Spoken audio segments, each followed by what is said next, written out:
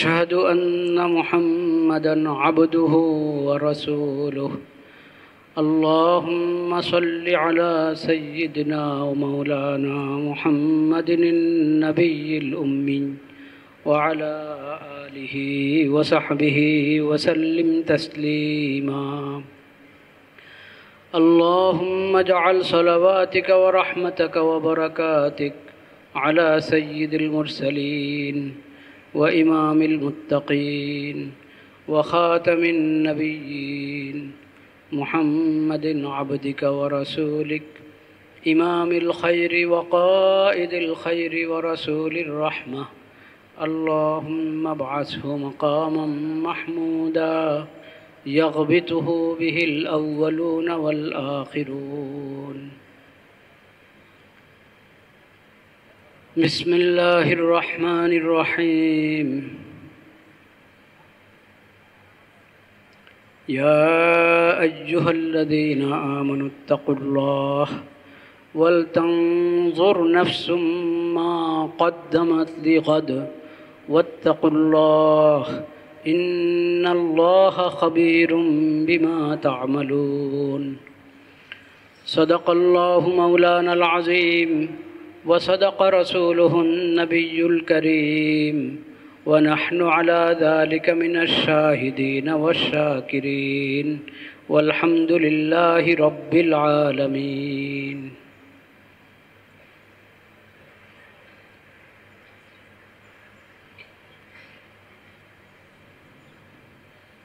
নবী করিম সাল্লাল্লাহু আলাইহি ওয়াসাল্লাম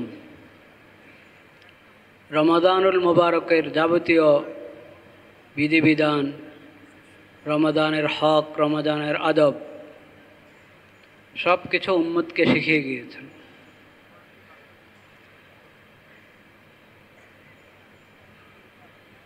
রমজানের যেরকম রোজা রমাদানের বিশেষ আমল, দিনের রোজা, ফরজ রোজা, রোজার সমস্ত বিধিবিধান,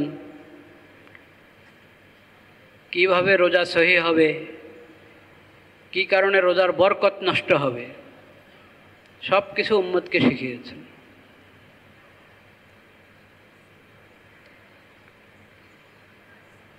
একটা হলো রোজা সহি হওয়া, এটা তো আমরা জানি, বুঝি। কি কারণে রোজা ভেঙে যায়? রোজা হবেই না। যেমন পানি পান করলো ইচ্ছা করে, রোজার নিয়ত করেছে, আবার পানিও পান করছে, মনে আছে আমি রোজা, তাও পানি পান করছে, তো রোজা হবে না, রোজা নষ্ট হয়ে গেল। এবং ইচ্ছা করে এরকম করলে কাফারাও আসবে। একটা হলো রোজা সহি হওয়া, এই মশালাটা মাশাআল্লাহ আমাদের জানাও আছে, আমরা চর্চাও করি। আর একটা হলো রোজা সহি হওয়ার সঙ্গে সঙ্গে বরকতপূর্ণ হওয়া, এটার আমরা চর্চা কম করি। আমাদের রোজাটা সহিও হতে হবে, শুদ্ধ হতে হবে রোজা, সাথে সাথে রোজাটা বরকতপূর্ণ হতে হবে। যেমন আমরা ওইসব কাজ থেকে বিরত থাকব যার কারণে রোজা ভেঙে যায়, নষ্ট হয়ে যায়, রোজা সহি হয় না। ওইসব কাজ থেকে বিরত থাকা যেমন জরুরি, রোজার বরকত পেতে হলে, রোজার ফায়দা পেতে হলে ওসব কাজ থেকে বিরত থাকতে হবে যেগুলোর কারণে রোজার বরকত নষ্ট হয়ে যায়। যদিও রোজা একবারই নষ্ট হয়ে যায় না, ভেঙে যায় না, কিন্তু রোজার বরকত নষ্ট হয়ে যায়, ওসব কাজ থেকেও বিরত থাকতে হবে।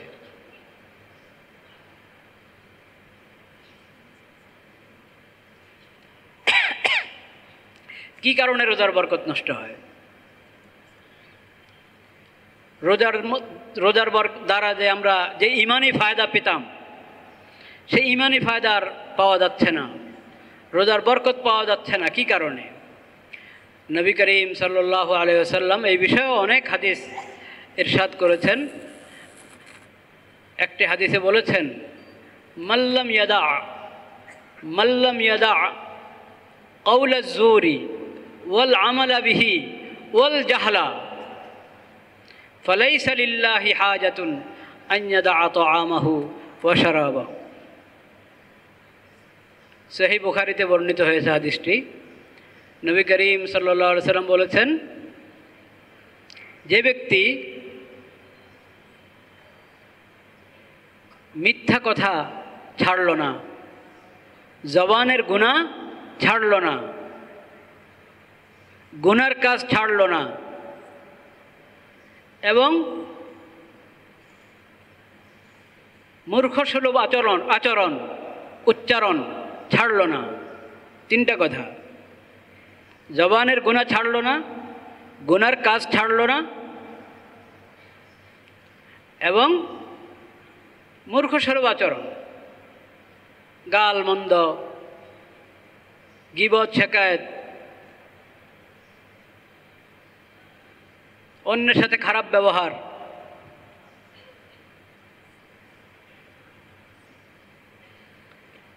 এসব যে ছাড়ল না,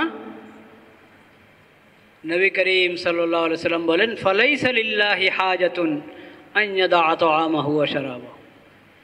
আল্লাহর কি প্রয়োজন যে এই লোক তার পানাহার ছেড়ে কষ্ট করছে, ভুকে পিপাসায় কষ্ট করছে তো কি জন্য? আল্লাহকে রাজি করার জন্য। তো আল্লাহ তো রাজি হবেন না। আল্লাহ তো এমন রোজা রাজি হবেন না যে পানাহার ছেড়ে দিচ্ছে কিন্তু গীবত করা ছাড়ছে না, পানাহার ছাড়ছে কিন্তু গুনার কাজ ছাড়ছে না, মিথ্যা কথা ছাড়ছে না, গীবত চগলখড়ি ছাড়ছে না। তো রোজার বরকত নষ্ট করে দেয় গুনার কাজ, গুনার কথা এবং মূর্খের মতো আচরণ, এগুলো রোজার বরকত নষ্ট করে দেয়। এই জন্য নবী করিম সাল্লাল্লাহু আলাইহি সাল্লাম বলেছেন যে রোজা রাখলে তুমি মানুষের সাথে আর কোনো তর্কে জড়াবে না, গালমন্দ তো দূরের কথা, তর্কে জড়াবে না কারোর সাথে। বাস কোনো কাজ, উপকারী কাজ, সেটা দুনিয়ার কোনো কাজ হইতে পারে, জিকির তেলাওয়াত আরও ভালো, বললে ভালো কিছু বলবে, জিকির করবে, তেলাওয়াত করবে, আল্লাহর নাম নিতে থাকবে, জবান খুললে উপকারী কিছু বলো, জাগতিক দিক থেকে উপকারী হোক আর দিনের দিক থেকে উপকারী হোক, গুনার কথা, গুনার কাছ থেকে দূরে থাকো। তো নবী করিম সাল্লাল্লাহু আলাইহি ওয়াসাল্লাম বলেছেন, ফালা ইয়াসখাব ফালা ইয়ারফুস ওয়ালা ইয়াসখাব, অশালীন কোনো কথা বলবে না, চিল্লাচিল্লি করবে না, এবং যদি কেউ গায়ে পড়ে তার সাথে তর্ক করতে যায়, গায়ে পড়ে তার সাথে ঝগড়া করতে যায়, তখন সে বলবে ইন্নিমরুউন সাইমুন, ইন্নিমরুউন সাইমুন, ভাই আমি রোজা রেখেছি, আমি রোজাদার, মাফ করেন, আপনার সাথে আমি তর্ক করতে রাজি নেই, ইন্নিমরুউন সাইমুন। এটা তাকেও বলবে, শুনিয়ে বলবে তাকে, ভাই আমি রোজাদার, আল্লাহর রাস্তে মাফ করেন, আমি তর্কে যেতে চাচ্ছি না, বাস কথা শেষ করে দিবে। নিজেকেও বলবে এটা, নিজেকে লক্ষ্য করে, আরে আমি কিভাবে তর্কে জড়াই, আমি কিভাবে এখন গালমন্দ করি, খারাপ ব্যবহার করে আরেকজনের সাথে, আমি তো রোজাদার। নিজেকে বলবে, আরে আমি তো রোজাদার, আমি না রোজা রাখছি, আমার মনে থাকা উচিত যে আমি রোজাদার।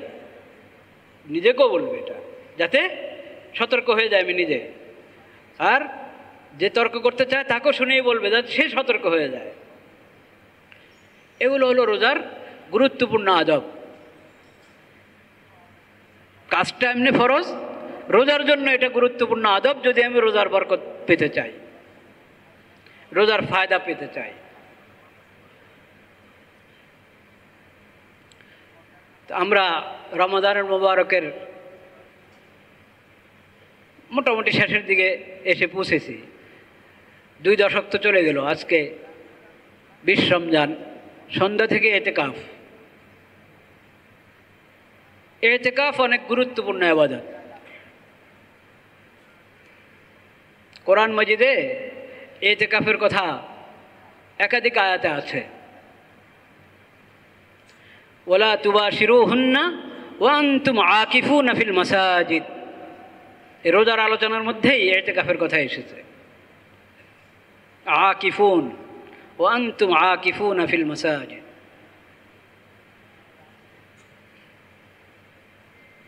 এবং এটা শুধু নবী করিম সাল্লাল্লাহু আলাইহি সাল্লামের শরীয়তের মধ্যেই সর্বশেষ শরীয়ত যেই আসমানি শরীয়ত, এই শরীয়তে আল্লাহ তাআলা এই বিধান দিয়েছেন তা না, আগের শরীয়তও ছিল। রোজা যেমন আগের উম্মতের উপরে ছিল, ইতিকাফও ছিল।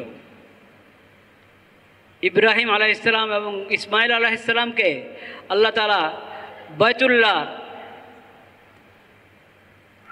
বিষয় যখন হেদায়েত দিয়েছেন, সেখানেও ইতিকাফের কথা এসেছে।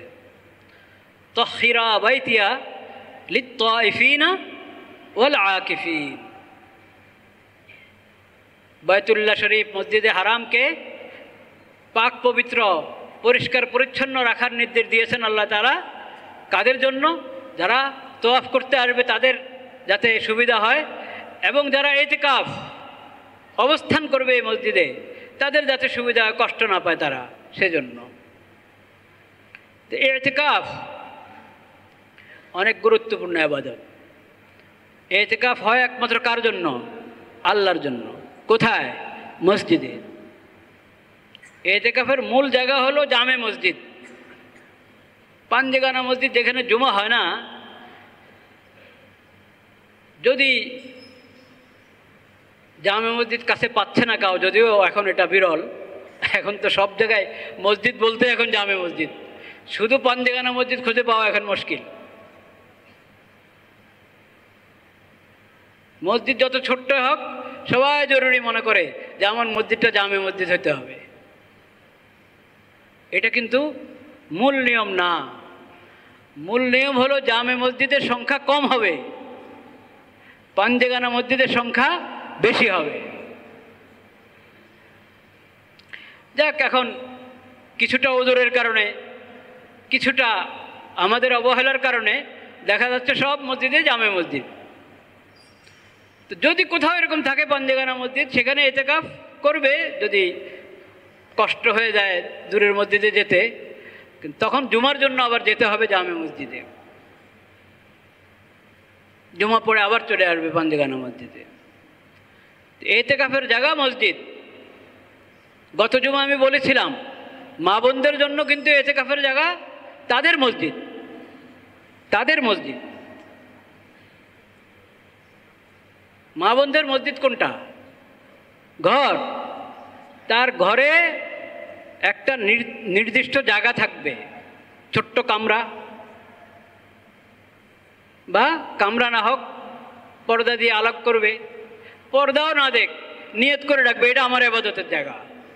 ওখানে নামাজ পড়বে, তেলাওয়াত করবে, জিকির আজকার করবে, ওটাকে পাক পবিত্র রাখবে। ওখানে খুশবু লাগিয়ে ওই জায়গাটাকে সুন্দর করে রাখবে। ওই জায়গা তার ইবাদতের জায়গা, ওটাই তার মসজিদ। হাদিস শরীফে বলা হয়েছে এটা। তাদের ঘরের মধ্যে ইবাদতের জন্য যে জায়গা, ওটা তাদের মসজিদ। আমরা যে মসজিদে নামাজ পড়তে আসি, এই মসজিদে থেকে তাদের ওই ঘরের মসজিদে নামাজ পড়া তাদের জন্য উত্তম। আমরা জমাতের নামাজে মসজিদে যখন আসি, তাহলে কত গুণ বেশি? কত গুণ? 27 গুণ, 25 গুণ, 27 গুণ বেশি। এক ওয়াক্ত নামাজের মধ্যে আল্লাহ তাআলা 25 গুণ, 27 গুণ সওয়াব দিয়ে দিচ্ছেন। এটা মেয়েদের জন্য না। মেয়েরা যদি মসজিদের জমাতে শরীক হতে চায়, তাহলে কমতে থাকবে সওয়াব। এই সওয়াব তারা পেতে চাইলে তাদের ঘরের মসজিদে নামাজ পড়বে, তাহলে এই সওয়াব তারা পাবে। ও বুয়ুতুহুন্না খায়রুল লাহুন্না, নবী করিম সাল্লাল্লাহু আলাইহি ওয়াসাল্লাম বলেছেন, ও বুয়ুতুহুন্না খায়রুল লাহুন্না। যাই হোক, তা আমি বলছিলাম তাদের এতেকাফ তাদের ঘরের মসজিদে, পুরুষদের জন্য এতেকাফের জায়গা মসজিদ। মসজিদে সময়টা কাটাতে হবে। এক তো এতেকাফ, রমজান মাস, আবার শেষ দশক, আবার এতেকাফের হালাতে কোথায় আছি? মসজিদে আছি। এজন্য এতেকাফকারী তাকে তার সময়গুলোর গুরুত্ব দিতে হবে খুব বেশি। এমনি রমজানের শেষ দশকের প্রতিটা মুহূর্ত অনেক গুরুত্বপূর্ণ, যারা এতেকাফ করছে তাদের জন্য, যারা এতেকাফ করছে না তাদের জন্য, যারা এতেকাফ করছে না তাদের জন্য অনেক মূল্যবান সময়। কাজে এই রমজানের সময় বিশেষভাবে শেষ দশকের, বিশেষভাবে যারা এতেকাফ করছে মসজিদে, সময়কে অবহেলাতে কাটানো, গল্প গুজবের মধ্যে কাটানো বড় অন্যায়। এটা থেকে আমরা সবাই বেঁচে থাকার চেষ্টা করব ইনশাআল্লাহ। সময়কে খুব খুব মূল্য দিতে হবে, খুব গুরুত্ব দিতে হবে।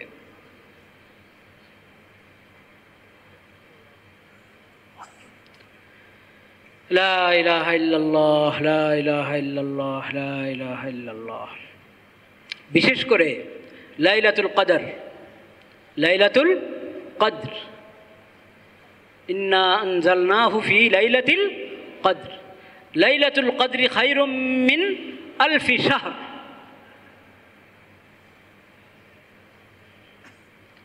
এই লাইলাতুল কদর রমজান মাসে, এবং প্রবল সম্ভাবনা যে রমজানের শেষ দশকে, এবং বেজোড় রাতগুলোর কোনো এক রাতে হওয়ার সম্ভাবনা আরও বেশি। সেটা 27 হতে পারে, 29 হতে পারে, 21 হতে পারে, 25 হতে পারে। কোনো রমজানে 27 হয়তো হয়েছিল লাইলাতুল কদর। লাইলাতুল কদর একবারে নির্ধারিত এক রাতে, এটাও কিন্তু জরুরি না। এটা একটা আসমানি বিষয়, উর্দু জগতের একটা বিষয় লাইলাতুল কদর। এসব লাইলাতুল কদরের যত আয়োজন উর্দু জগৎ থেকে হয়, সেটা প্রতি বছর একই তারিখে হয় কি না আল্লাহ ভালো জানেন। বিভিন্ন আলামত থেকে বোঝা যায় এটা পরিবর্তন হয়।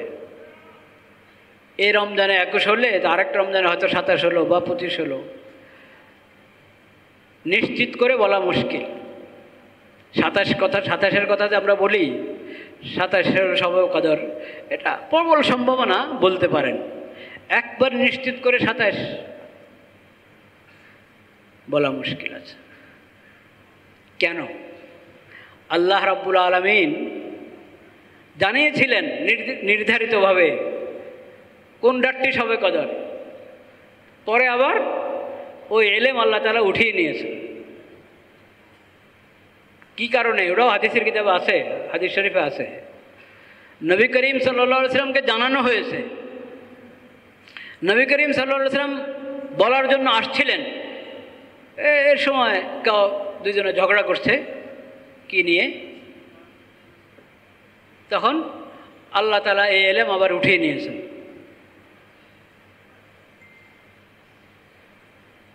আল্লাহ তাআলা উঠিয়ে নিয়েছেন। উঠিয়ে নিয়েছেন, উম্মতকে সতর্ক করা হলো ঝগড়া বিবাদে জড়াবে না, কখনো বিবাদ বিসংবাদে জড়াবে না, এটা ভালো না। এটা কারণে একটা এলেম আল্লাহ তাআলা উঠিয়ে নিয়েছেন জমিন থেকে। এলেমের বরকত তো এটা নষ্ট করবেই। আরেকটা হলো, এটার মধ্যে যেমন একটা শাস্তির দিক আছে, আবার ভালো দিকও আছে। নবী করিম সাল্লাল্লাহু আলাইহি ওয়াসাল্লাম বলেছেন, যাক হয়তো এটার মধ্যে তোমাদের জন্য কল্যাণ। কিভাবে? এটার মধ্যে কল্যাণ এভাবে যে আমি চেষ্টা করব শেষ দশকের প্রতি রাতেই সবে কদরের মতো গুরুত্ব দিয়ে ইবাদত বন্দেগী করার জন্য চেষ্টা করব, আমল করার চেষ্টা করব, যাতে ফায়দা বেশি হয়, সওয়াব কি হয়? বেশি হয়। কিন্তু আমরা তো ওই 27 নিয়ে বসে আছি। না, এটা করব না, বরং এতেকাফ, সুন্নত এতেকাফ যদি মসজিদে করি, এতেকাফের হক আদায় করি, তাহলে সবে কদর পেয়ে গেলাম ইনশাআল্লাহ, ইনশাআল্লাহ। আর যদি সুন্নত এতেকাফ না করতে পারি, তো নফল এতেকাফ এর মধ্যে বেশি বেশি সময় লাগানোর চেষ্টা করি, মসজিদে বেশি বেশি সময় দিনে রাতে থাকার চেষ্টা করি। কারণ শবে কদরের বরকত এবং কল্যাণ অর্জন করাও একটা ইবাদত। পেলে ভালো, শবে কদরের কল্যাণ পেয়ে গেলাম তাহলে ভালো, না হলে না তেমন সমস্যা নাই, বিষয়টা কিন্তু এমন না। বরং হাদিস শরীফে এসেছে, মান হরিমা খাইরাহা ফাকাদ হরিমাল খাইরা কুল্লা ফাহুয়া মাহরুম। শবে কদরের কল্যাণ যে হারালো, শবে কদরের বরকত যে হারালো, সে তো বঞ্চিত, সে কি বঞ্চিত। এই জন্য আমাকে এই রাতের বরকত এবং কল্যাণ অর্জন করতে হবে।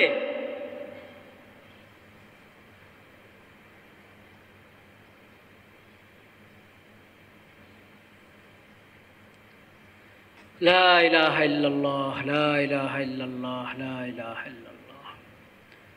সেজন্য শবে কদর থেকে যেন মাহরুম না হই। যারা মসজিদে সুন্নত ইতিকাফ করছি তারাও যত্ন নিব, এবং যারা সুন্নত ইতিকাফ করতে করছি না তারাও এটার প্রতি যত্ন নিব যে শবে কদরের কল্যাণ থেকে, বরকত থেকে যাতে আমি বঞ্চিত না হই, মাহরুম না হই। সেটার জন্য 5 ওয়াক্ত নামাজ মসজিদে জামাতের সাথে পড়া, মাগরিব এশা ফজর জামাত যাতে মিস না হয়, এবং অহেতুক অনর্থক কাজ থেকে যে কোনো সময় তো দূরে থাকা ভালো, দূরে থাকা উচিত, রমজানে আরও গুরুত্বের সাথে। আর গুনার কথা, গুনার কাজ থেকে তো দূরে থাকবই। তো আমি যদি রমাদান এবং সিয়াম এর হক আদায় করি, তাহলে ইনশাআল্লাহ এই বরকত আল্লাহ তাআলা দান করবেন। বিশেষ করে সুন্নত ইতিকাফ এবং বেশি বেশি নফল ইতিকাফে বেশি সময় কাটানোর চেষ্টা করলে আরও নিশ্চিত হবে ইনশাআল্লাহ শবে কদরের বরকত পাওয়া, কল্যাণ পাওয়া। আল্লাহ তাআলা আমাদের সবাইকে তৌফিক দান করেন, কবুল করেন।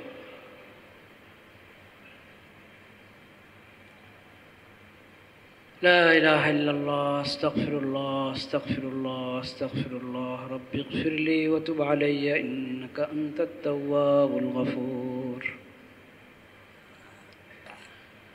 رب اغفر لي وتب علي إنك أنت التواب الغفور. رب اغفر لي وتب علي إنك أنت التواب الغفور.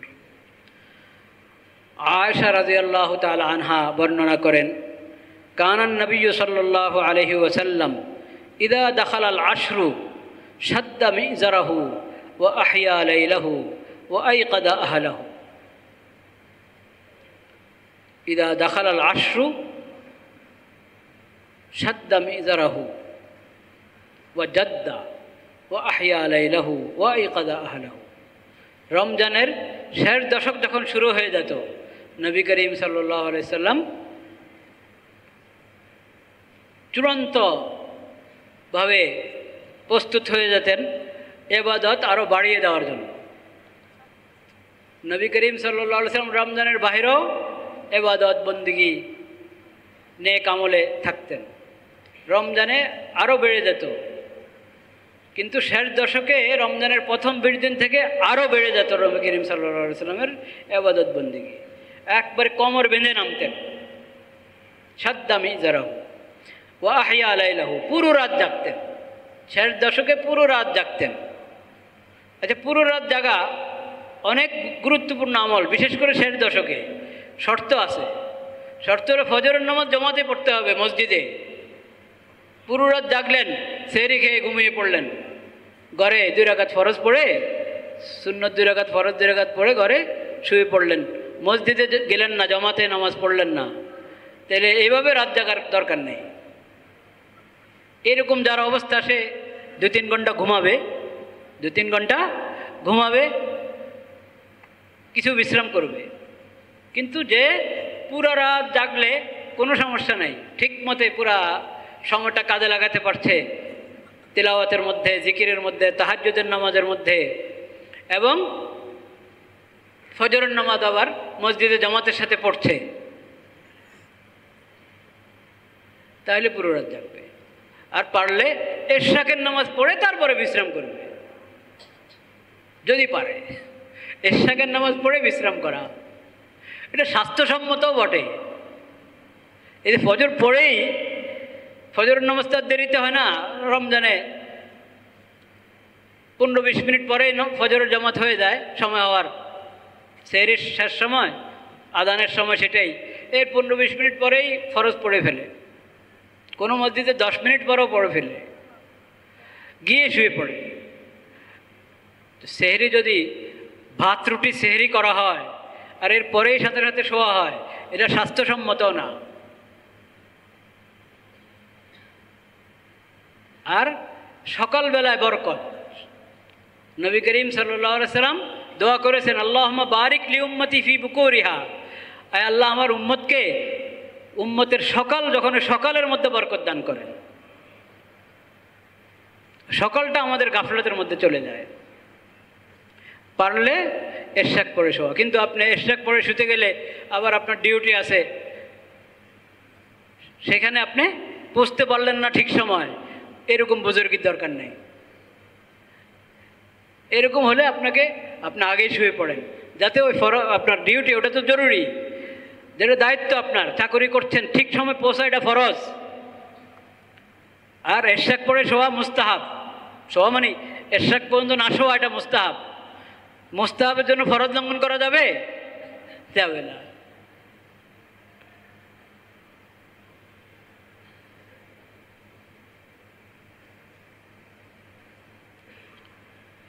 আল্লাহ ওয়াইকাদা আহলাহু, নবী করিম সাল্লাল্লাহু আলাইহি সাল্লাম পরিবারের লোকদেরকে জাগিয়ে দিতেন।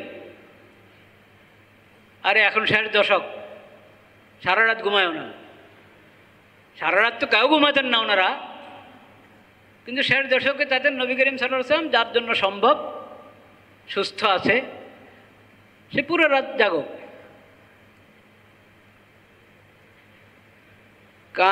কানা রাসূলুল্লাহ সাল্লাল্লাহু আলাইহি ওয়াসাল্লাম ইয়াজতাহিদু ফিল আশরিল আওয়াখির মা লা ইয়াজতাহিদু ফি গায়রিহি। আয়েশা রাদিয়াল্লাহু তাআলা আনহা তার বর্ণিত আরেকটি হাদিস মুসলিম শরীফে আছে, আগে যেটা বললাম বুখারী শরীফের হাদিস এবং মুসলিম শরীফ দুটো কিতাবে আছে। নবী করিম সাল্লাল্লাহু আলাইহি ওয়াসাল্লামের ব্যাপারে আম্মাজান উম্মুল মুমিনিন আয়েশা রাদিয়াল্লাহু তাআলা আনহা বলেন, ইয়াজতাহিদু ফিল আশরিল আওয়াখির মা লা ইয়াজতাহিদু ফি গায়রিহি।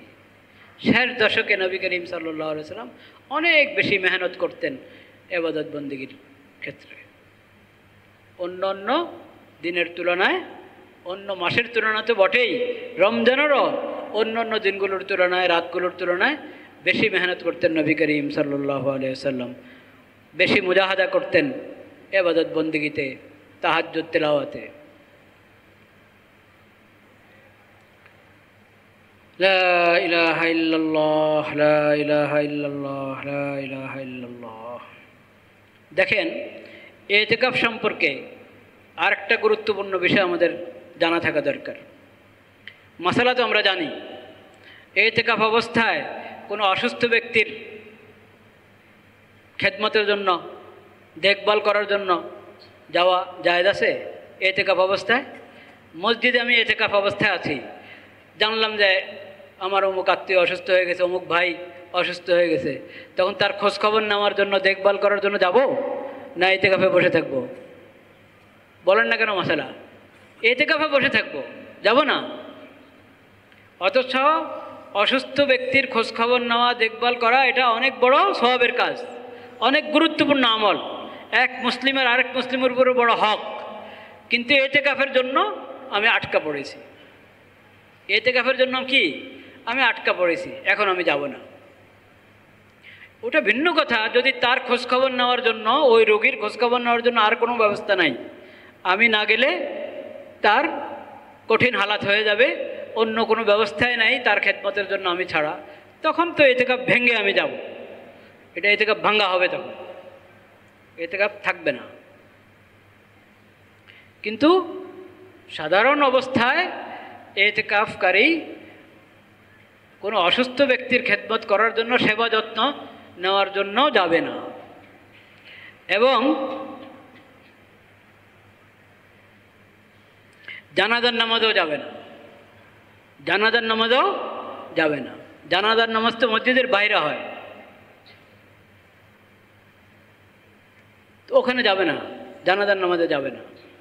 এখন ঢাকা শহরে জায়গার অভাবে অনেক সময় জানাজা খাট বাইরে রাখা হয়, মসজিদের বাইরে রাখা হয়,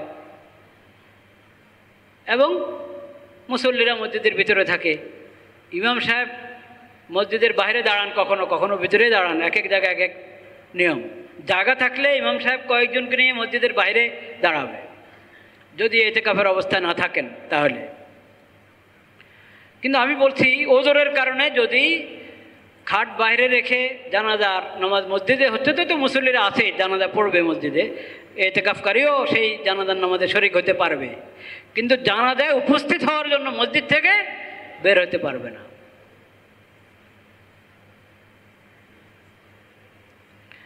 তো দেখেন কত বড় গুরুত্বপূর্ণ দুইটা আমল ইতিকাফকারীর জন্য নিষেধ। তাহলে ইতিকাফকারী মসজিদ থেকে কোনো জরুরত ছাড়া মসজিদ থেকে বের না হওয়া কত বড় গুরুত্বপূর্ণ আমল, খেয়াল করেছেন? যেখানে এত বড় সওয়াবের কাজ, এটার জন্য তোমাকে মসজিদ ত্যাগ করতে হবে, মসজিদ থেকে বের হতে হবে, সেটার অনুমতি দেওয়া হয় না শরীয়তে।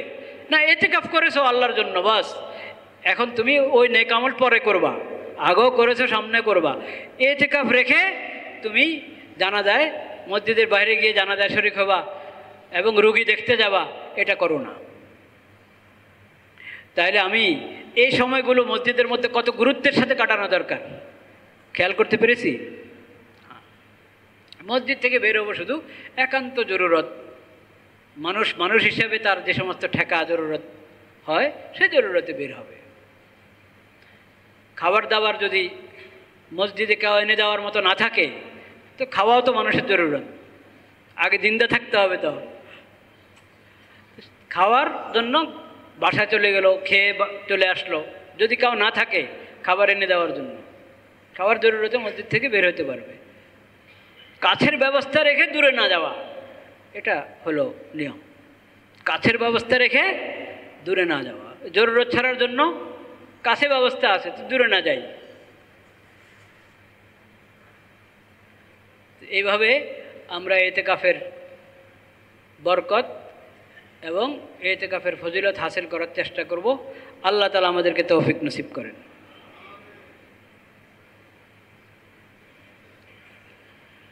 লা ইলাহা ইল্লাল্লাহ, লা ইলাহা ইল্লাল্লাহ, লা ইলাহা ইল্লাল্লাহ, লা ইলাহা ইল্লাল্লাহ।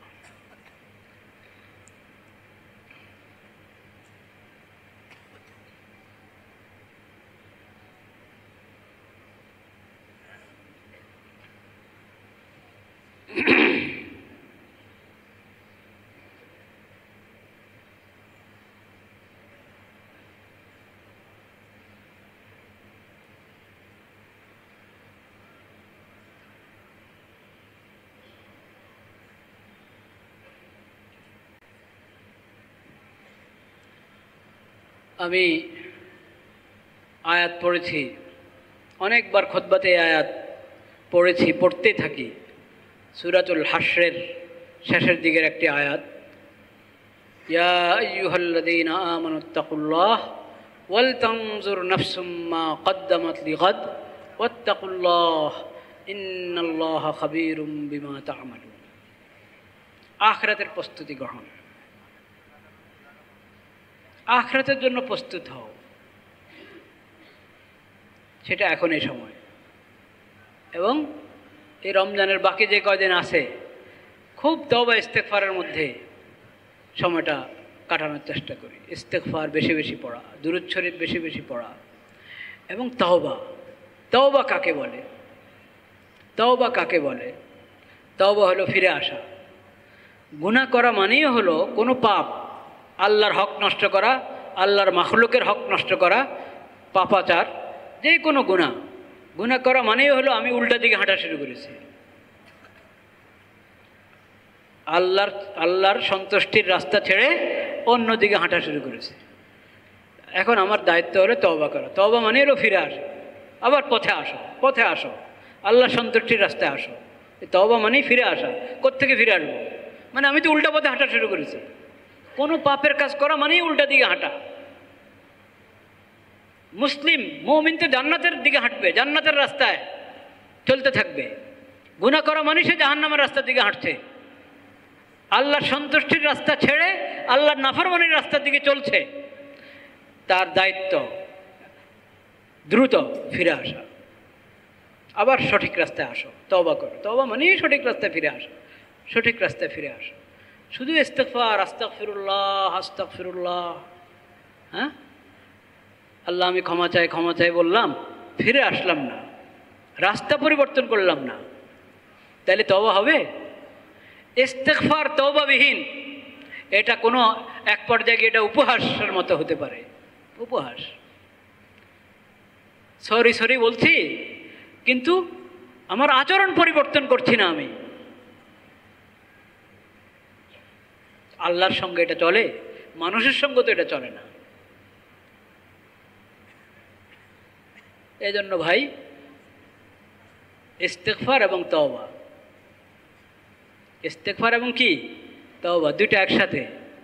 আস্তাগফিরুল্লাহাল্লাযী লা ইলাহা ইল্লা হুয়াল হাইয়ুল কাইয়্যুম ওয়া আতুবু ইলাইহি। দেখেন ইস্তিগফারের যেই দোয়া শিখিয়েছেন নবী করিম সাল্লাল্লাহু আলাইহি ওয়াসাল্লাম, দোনো কথা একসাথে। আস্তাগফিরুল্লাহ, আমি আল্লাহর কাছে ক্ষমা চাই, ক্ষমার প্রার্থনা করি, আল্লাহ আমাকে ক্ষমা করে দেন। আল্লাহ একমাত্র মাহবুদ, আল্লাহ ছাড়া কোনো মাহবুদ নেই। যিনি ছাড়া কোনো মাহবুদ নেই সেই রব্বুল আলামিনের দরবারে আমি মাগফিরাতের প্রার্থনা করি, ক্ষমা প্রার্থনা করছি। ওয়া আতুবু ইলাইহি, এবং আমি তার কাছে ফিরত আসছি, ফিরে এসেছি। আমি যে উল্টা পথে হাঁটা শুরু করেছিলাম, আল্লাহর নাফরমানের দিকে যাচ্ছিলাম, ওই দিক থেকে আমি ফিরে আবার আল্লাহর সন্তুষ্টির রাস্তায় এসে গেছি। এটার নাম হলো ইস্তিগফার। যেই ইস্তিগফারের মধ্যে তওবা আছে ওটা ইস্তিগফার। যেই ইস্তিগফারের মধ্যে তওবা নাই, গুনার রাস্তায় চলছে আর আস্তাগফিরুল্লাহ আস্তাগফিরুল্লাহ মুখে বলছে, এটা ইস্তিগফার না। তওবা বার লব, সুবহা বার কফ, দিল পুরা যাওকে গুনাহ, মাসিয়াত রা খানদামি আয়াত ইস্তিগফার মা। কোন ফার্সি কবি বলেছেন,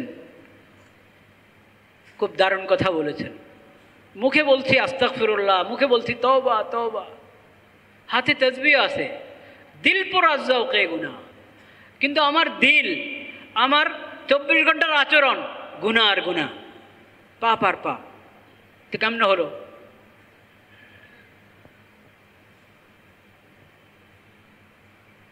মাসিয়াতরা খানদামি আয়াত যে ইস্তিগফারে মা, এমন করলে তখন পাপেও হাসে, পাপেও কি হাসে। ও তোর তওবা, তোর ইস্তিগফার দেখছি, পাপেও হাসে। তো পাপকে আমি কি হাসতে দিব আমার উপর? না। এজন্য আমার তওবার সঙ্গে ইস্তিগফার থাকবে, আমার ইস্তিগফারের সঙ্গে কি থাকবে? তওবা থাকবে। ফিরে আসো, যা হয়ে গেছে ওটার উপর লজ্জিত হয়ে ওটা ত্যাগ করো এবং সামনের জন্য প্রতিজ্ঞাবদ্ধ হও আল্লাহর কাছে যে আল্লাহ আর এই পাপ করব না, কোনো পাপ করব না। আপনি আমাকে তৌফিক দান করেন, হিম্মত দান করেন, সাহস দান করেন, আমার তওবা যেন খাঁটি হয় সেই তৌফিক আমাকে দান করেন।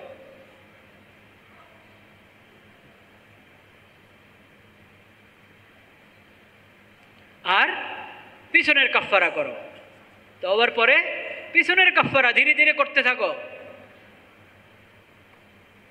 যাদের হক নষ্ট করেছ তাদের হক আদায় করো। তওবার কারণে গুনাহ মাফ হয়, যদি খাঁটি তওবা হয় তাহলে গুনাহ মাফ হয়, কিন্তু আরেকজনের হক মাফ হয় না।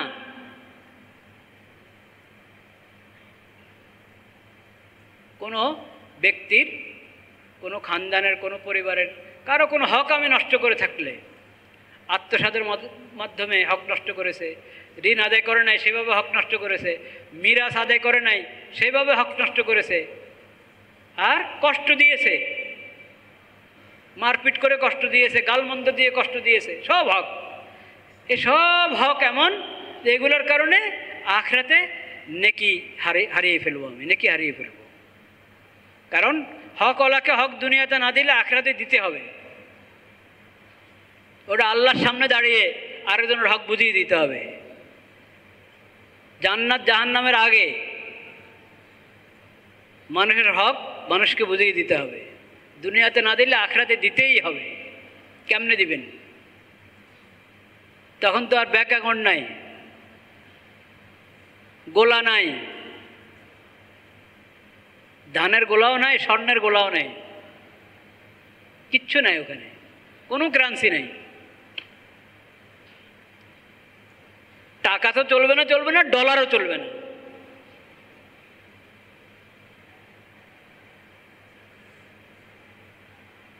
তো কোনো কারেন্সি নাই, কোনো মুদ্রা নাই, কিছু নাই, কি দিয়ে আদায় করবেন আমল?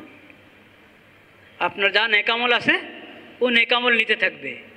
এখন একবার আরেকজনের গীবত করছি, ওটা তার কাছে ক্ষমা চেয়ে ঠিক করে নি নাই, একজনকে খামাখা একটা থাপ্পড় মারছি, খামাখা গালি দিয়েছি, ওটার জন্য আমার নেকি নিয়ে যাবে। এখন কি পরিমাণ জুলুম এর বদলায় কত নেকি নিবে সেটা আল্লাহ জানেন।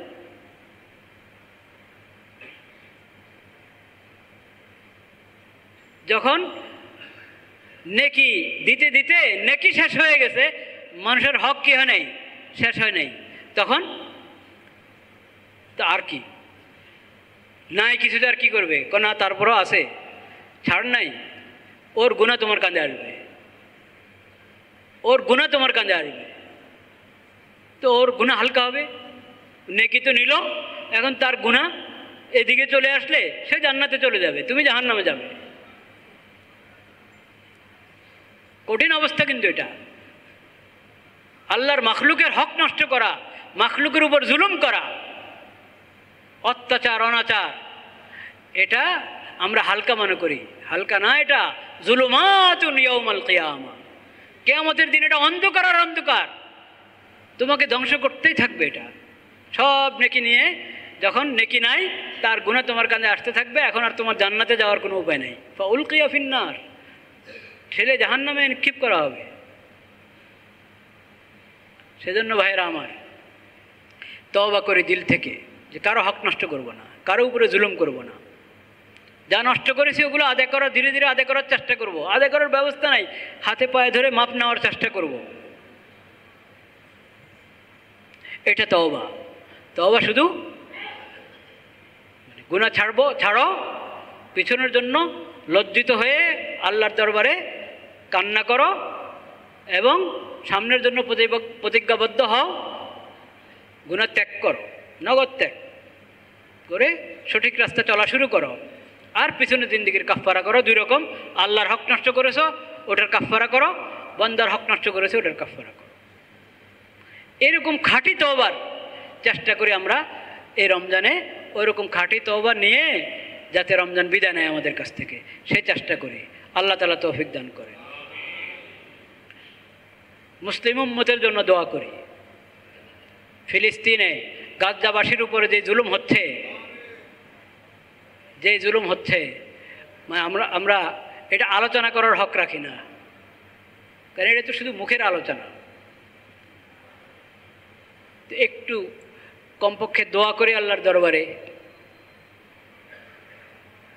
আল্লাহ রাব্বুল আলামিন তাদের হেফাজত করেন, আমাদের গুনার কারণে আল্লাহ তাদেরকে কষ্ট না দেন। তাদের এই কোরবানির বরকতে পুরা মুসলিম জাহানের মধ্যে আল্লাহ তাআলা দ্বীন শরীয়ত, ঈমান এবং কোরআনের হাওয়া জারি করে দেন। লা ইলাহা ইল্লাল্লাহ, লা ইলাহা ইল্লাল্লাহ, লা ইলাহা ইল্লাল্লাহ। ক্বাবলাল জুমা সুন্নাত যাদের বাকি আছে সুন্নাত পড়ে ফেলে।